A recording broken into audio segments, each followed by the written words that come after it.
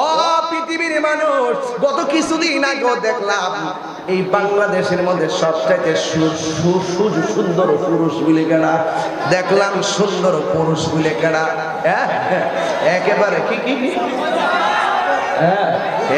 সুন্দর পুরুষ এমাদা Brooke flag করছে, মহিলার মতন বাচন ভঙ্গি, ট্রান্সজেন্ডারের মতন চলাফেরা।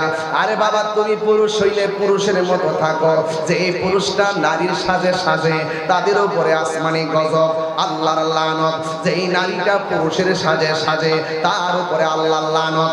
এখন হয়তো অনেক সুশীল ব্যক্তিরা আমারে বলবে, আমি নাকি সৃষ্টি নিয়ে কোনো ঘৃণা করি, আমি নাকি মানুষকে নিয়ে তিরস্কার করি। না না না, একবার তাকে দেখেন, যারে সুন্দর বানাইছে, বাংলাদেশের সেরা সুন্দর বানাইছে, এই যে একটা প্রদর্শন করলো, এটা মুসলমানদের দেশে শোভা পায় না। এক কথা কোন ঠিক কিনা বলে, কি যে একটা গজব করছে আমি জানি না।